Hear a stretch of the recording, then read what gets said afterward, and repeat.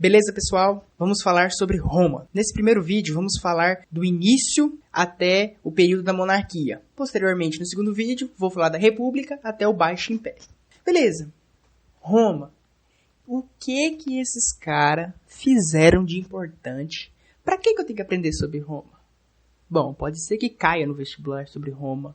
Aí você vai se perguntar, nossa, é mesmo, aquele cara maluco daquele vídeo falou isso.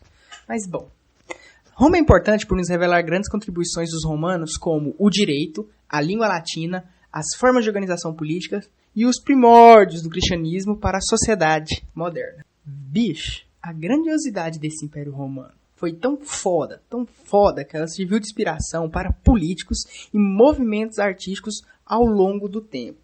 Agora vamos entender ali as origens de Roma e depois as origens lendárias. Primeiro eu vou falar as origens de Roma mesmo.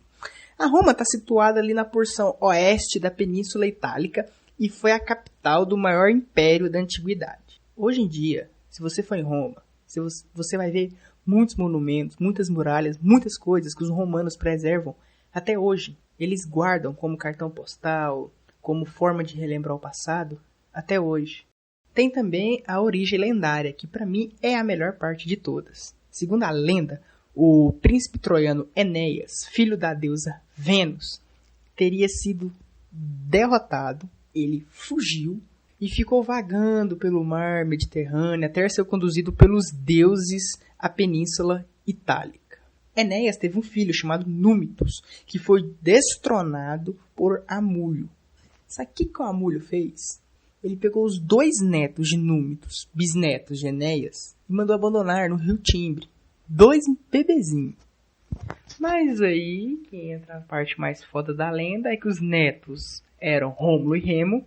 Uma loba, isso mesmo, uma loba encontrou eles, amamentou eles, e posteriormente um padre achou esses 2 meninos em poder dessa loba. O padre pegou esses meninos e cuidou deles. Anos mais tarde, Rômulo e Remo cresceram, se tornaram grandes guerreiros, ficaram sabendo do passado, retornaram, derrotaram Amulho e devolveu seu avô ao trono, deixando ele fundar uma cidade às margens do rio Timbre. Tá, né? Passou todo mundo, ficou lá feliz. Rômulo recebeu um sinal dos deuses e desenvolveu as muralhas que iriam proteger a cidade. Remo, que não teria recebido a mesma proteção, foi lá, desfez o desenho e chegou e falou: vamos invadir essa cidade aí, hein? Já que eu não tenho proteção, vocês não vão ter proteção também não. Dito e feito, ele invadiu a cidade, os irmãos brigaram e Rômulo matou Remo. Posteriormente, Rômulo tornou-se o primeiro rei de Roma em 753 a.C. Agora também vamos falar sobre o povoamento. Essa Península Itálica ela foi habituada por 3 grupos: os italiotas, os etruscos e os gregos. Bom, os italiotas estavam situados ao centro da cidade e chegaram por volta de 2000 a.C. Tinha os etruscos que estavam ao norte e chegaram por volta de 1200 a.C.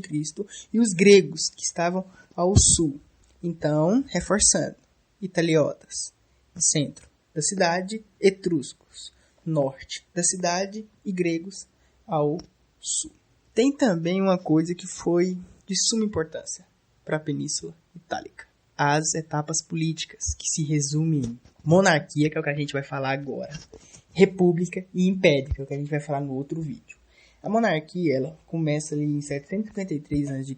e vai até 509 a.C. A república ela vai de 509 a 27 anos de Cristo.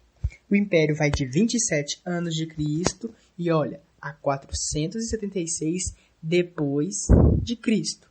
Então, reforçando, monarquia, república e império. Beleza, a gente já aprendeu sobre o povoamento, sobre as etapas políticas, sobre as origens de Roma, a origem lendária, o início de tudo. Agora vamos lá falar sobre a monarquia, reforçando para vocês que foi de 753 a.C.